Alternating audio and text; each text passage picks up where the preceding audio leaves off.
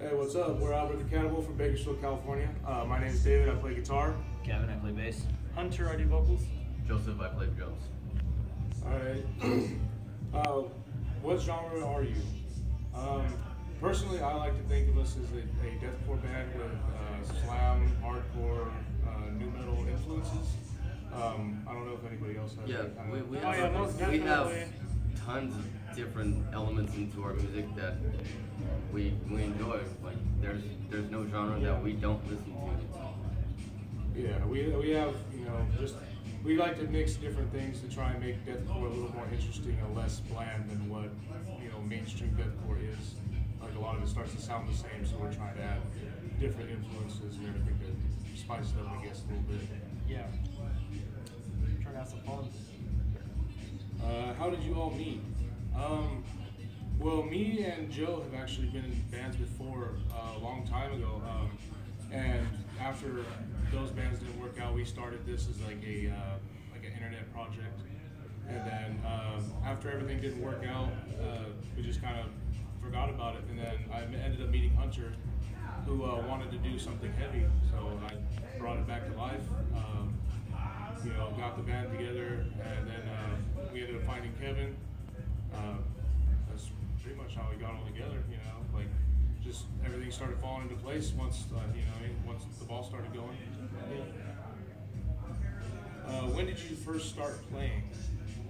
Technically, August 2016. Yeah, August of 2016 was our first show. That's when we consider ourselves, you know, The first line of the actual band. August 27th, 2016. We played with Traders, King, our homies the Remy's, Reminiscence, and Carcosa, Vicious, In conflict. and Conflict. Yeah. That was a badass lineup. It was a good first show for us. We got our name out there pretty good. Everyone like- had some fun. It was a fun show, like little technical difficulties here and there, but other than that, it was a good time. It really was. Yeah, hell yeah. When will we see your next album? I'm starting to write more, so like, you know, hopefully I can get at least a couple new songs out by the end of the year. You know, that'd be nice. You know, once we actually have time to sit down, like all get together and write some stuff. You know, I'd like to get something out. Like, We're planning on writing new material. Hopefully after this tour, get things started all over again and go back to the drawing board for a new EP or album, whatever we decide to do. Yeah, with this tour, we're trying to get booked and everything like that. We've all been real busy, so we haven't really had much time to sit down and act all together and actually try and write something. You know what I mean? Any tips? Just do it. Yeah, just do it. Don't Take risks. Don't Yeah. be scared. You gotta take Don't that be risk. scared. Just, You really do. don't stay in your comfort zone. You know, you gotta push yourself. If you want to do it, you gotta do it. Like that's really all there is to it. It's a make or break. You gotta take hits. You'll lose money. That's for sure. You know, but if this is what you love to do, then this is what you gotta do. Get it. Get after it. That's all you do. Crazy or funny story? Oh no. Oh man. There's quite a bit. I don't know. I guess on our last tour, you know, we like our friend Bear made a game for us. So like in every city we had a different like rule to do, like something we couldn't do. So that, you know, made everything pretty fun. He hated that rule. So, yeah, He hated the I'm game. never a lot doing of that shit personal again. stuff. Yeah, that was funny. I don't know. What do you guys got? That fucking trailer on the way to Yuma. Just being Oh completely yeah, engulfed. on our way to Yuma from Tucson. Yeah, we saw like a trailer completely engulfed in flames. It was so hot. Like when we drove by it, we felt it inside of our van with the AC on. We could feel the fire. That was pretty insane, honestly. That was crazy. That trailer actually passed us up on the road, and it had nothing but propane tanks in the back of it, and we were just like, what the hell? And then we go down the road and that bitch Yeah. was just engulfed in flames. Like crazy fire. Yeah, that was nuts. I forgot all about that. To be honest, the funniest part of that tour was passing by that because you had this guy going like, "Oh no, dude, that shit got it." Oh my god. They were taking snaps of it, so I just had it. Oh no! The whole time. The whole time they were doing it. Yeah, that was probably the craziest part of that that was tour. definitely the craziest. Yeah. Even though all the times we have together are crazy anyways. There's We make the plenty best of funny, everything. crazy stuff. Chaos. Best of everything. So, not to interrupt, but what was that rule that you hated? So okay, so for instance, like, Oh, when we went to over there in what was it? Pomona? No, No, we didn't have a rule. we didn't have a rule for Pomona because it didn't. Tucson rule. Just No, Tucson, yeah. Tucson. What was the Tucson? No, the one where we weren't able to cuss. No. Yuma was no complaining. We weren't allowed to complain about anything. Oh, Yeah. so bad. And if you did complain, there's a consequence. Yeah. I don't want to say what the Yeah, consequence was we're not because gonna it's say pretty all bad. consequences. but- Consequences are all personal within the band. So. Yeah. Yeah. But the crazy thing about that rule, that game is like, so if I made the rule, the rules don't apply to me. Yeah. Everyone else You're not applies to able to everyone. get So, punished. that means every city you go to, if he makes a rule that makes everybody else mad, that means whoever makes the rule. So if I make a rule can where make nobody another can make fun of somebody, I can still make fun of the person, but that person, or nobody else can make fun of that person. Yeah. So it's fun, but Joseph hated it. Oh, God. That's so bad. How long have you been a band for? I mean, like I said, technically it was started about 2 years ago by me and Joe, but I don't really consider us a real band until we played our first show, so that was about August of 2016. Yeah. 10 months. Yeah, It was about 10 months ago, yeah. Almost, getting close to a year now. Yeah. So I mean, we're still pretty new. We're trying to just get our name out there as fast as we can. Just putting in work, touring, playing shows, accepting pretty much any show that we'll have is just so we can get out there and play new cities and hopefully make some new fans. Yeah. Wall of Death or Circle Pit? Oh, I love it when people get violent, like straight punching people, like that shit. Yeah, especially I love when there's blood. when you're playing. It's kind of cool to see. Oh, yeah. Like honestly. Honestly. But I feel kind of personally, I depends would on the I would rather do a Circle Pit over a Wall of Death, like personally. But I would love to see like a Wall of Death while I'm on stage. Yeah. Like, If we really, got a that'd wall be of kind death of one fun. time, that'd be rad. Really, honestly, I do like the violent aspect, but if people are just there to have fun and participate with the band and feed us the energy from the crowd and they're there, had a good time, drink some beers, hang out after the show, things like that.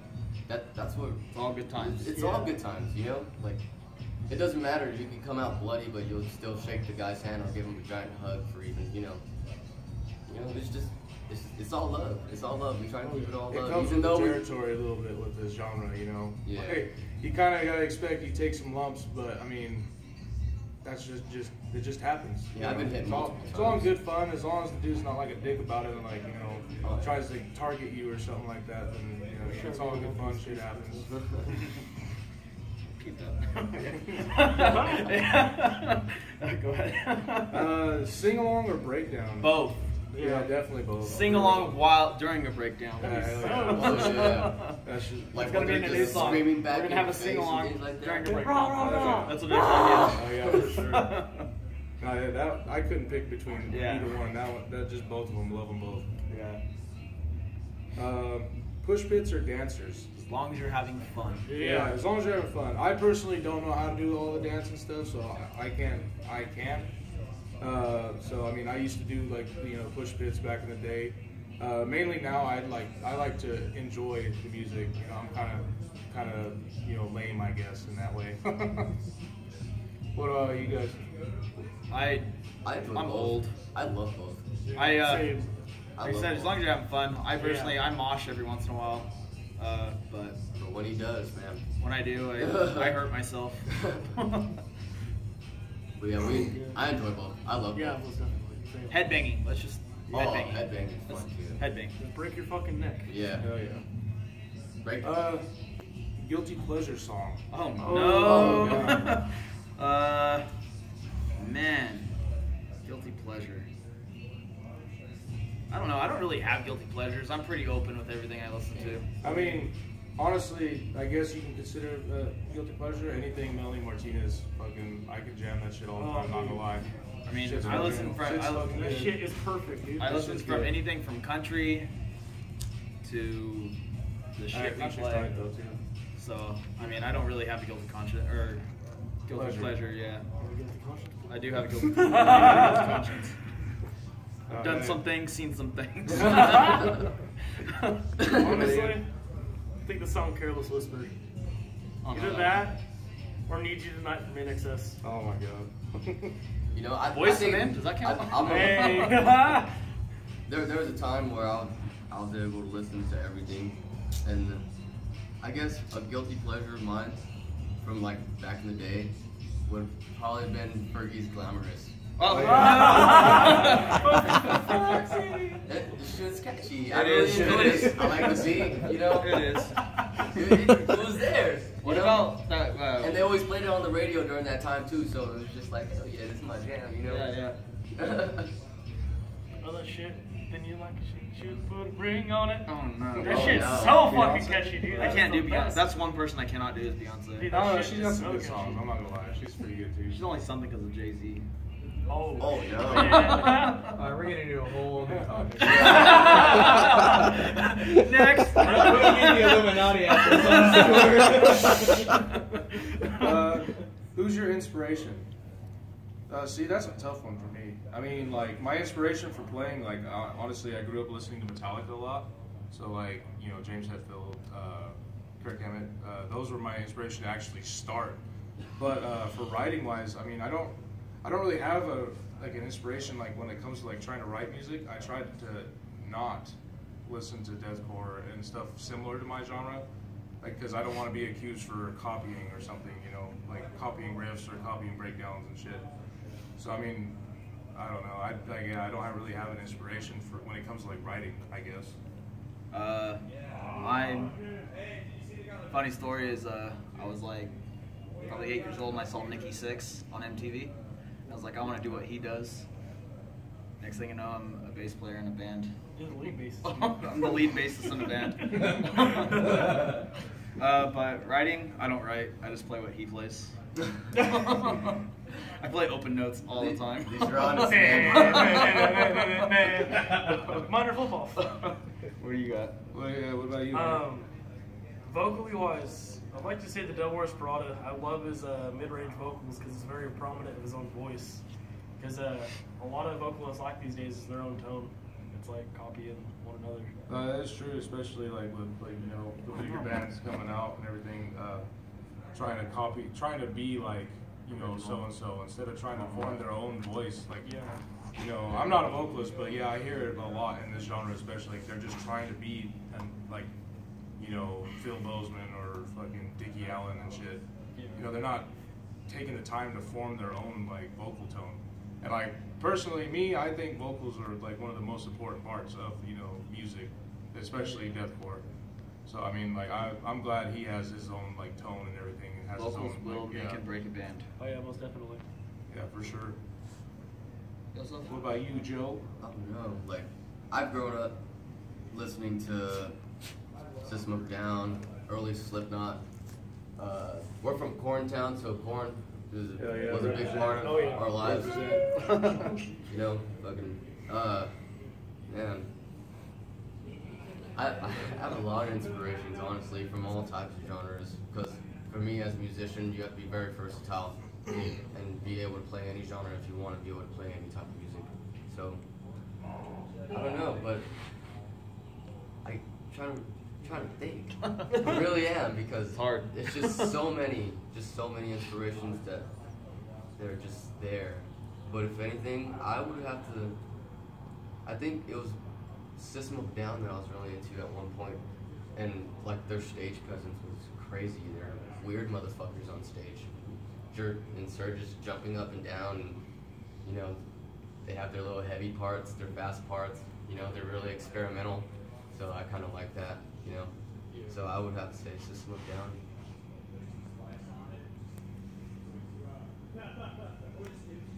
All right. So the two questions I have is, well, who is your local inspiration from like around your hometown? Who do you? That is like Yeah. very I mean, legit. B-Town we're- is Corntown. Corntown. Yeah. Corn County. What's up? Yeah, for real. It's still in KC. It's still KC. That is very corny. I don't know, man. Corn, really? I mean, I won't consider them a local band, but they're local. Yeah. Yeah, They're local to us. Yeah. I don't know. I mean, yeah, I don't know. That's all I could think of would be Yeah, corn. same.